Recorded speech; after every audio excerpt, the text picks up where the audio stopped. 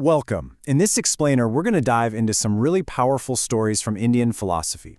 We'll explore these different paths to wisdom and, see what they can teach us about finding our own way in this crazy, complex world. So, let's get right into it. So let's start with a question, one that might hit kind of close to home.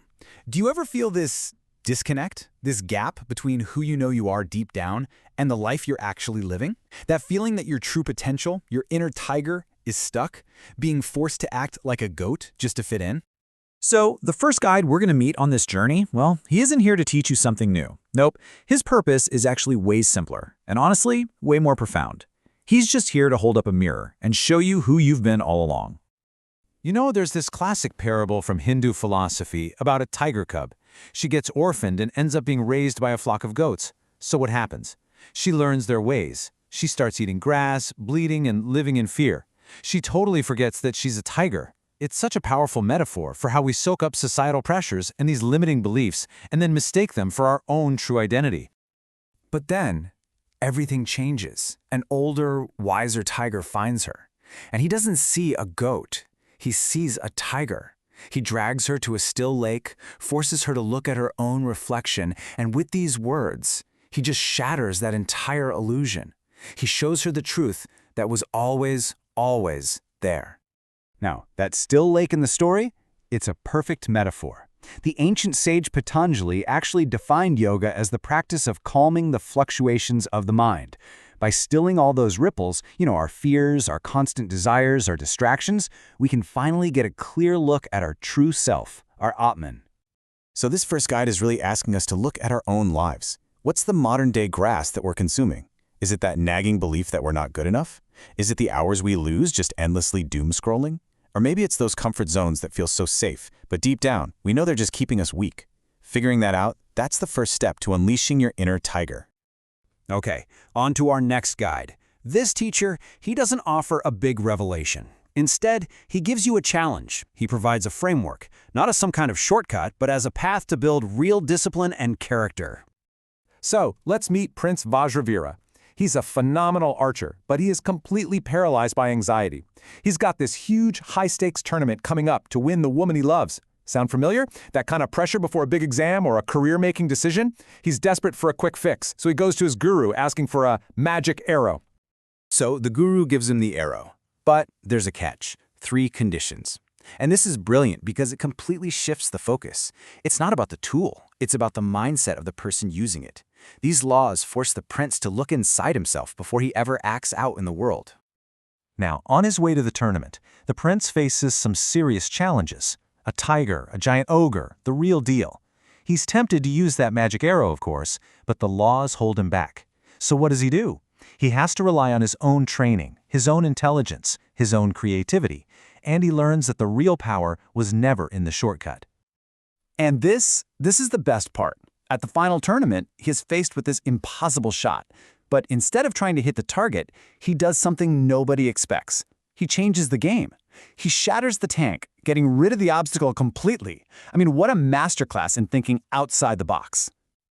And here's the final lesson from the guru. Turns out, there was no magic arrow to begin with. The power was never in some external thing. It was inside the prince the entire time. The whole journey proved that true strength comes from integrity and discipline and creative thinking, not from looking for easy answers. Okay, our third guide, this one offers probably the most radical lesson of all. He suggests that the problem isn't that you're not strong enough or smart enough. No, the problem is your attachment to the very prison you've built for yourself.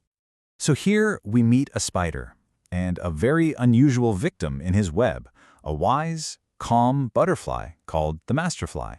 And the spider is just confused. Why isn't this butterfly freaking out?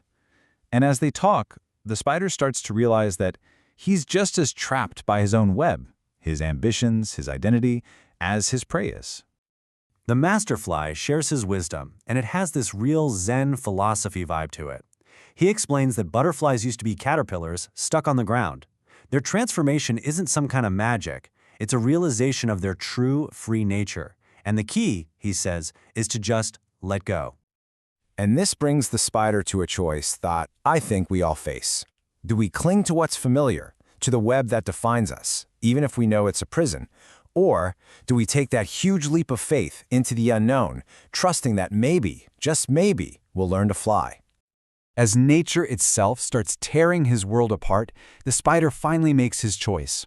He lets go. And in that moment of total surrender, guess what? He doesn't fall. He is transformed. He grows wings, becoming the very first Buddha spider, a symbol of true liberation. All right, and now for our final guide. This one is different. He offers no stories, no laws, no easy answers. Instead, his entire method is to challenge the very foundation of your questions. A student comes to him with a really common question, one we've all asked, right? We want a recipe, a 5-step plan for happiness. We treat it like it's something out there that we have to go get. And the guru's response just flips the whole thing on its head. He suggests that happiness isn't something you gain, it's our natural state. Unhappiness, that's the thing we've learned. So our real job is just to unlearn it. You see, this guru's entire technique is built on these kinds of paradoxes. When someone asks him, what happens when you get enlightened? He just says, nothing. He's not trying to give you information. He's trying to dismantle your ego's desire for some kind of trophy. He forces you to stop looking outside for instructions and to finally start looking inside for the truth. So, okay, let's take a breath. We've met the mirror, the rule maker, the liberator, and the questioner. What does all this tell us about what a guru is, and more importantly, about our own path? I think this brings us to a really important distinction. See, a teacher gives you a map to help you navigate the maze of life. A guru comes along and destroys the maze entirely, showing you there was always an open path. A teacher sharpens your mind, but a true guru opens it. And maybe this is the biggest takeaway of all. The search for a guru isn't some external hunt. It's all about being internally ready.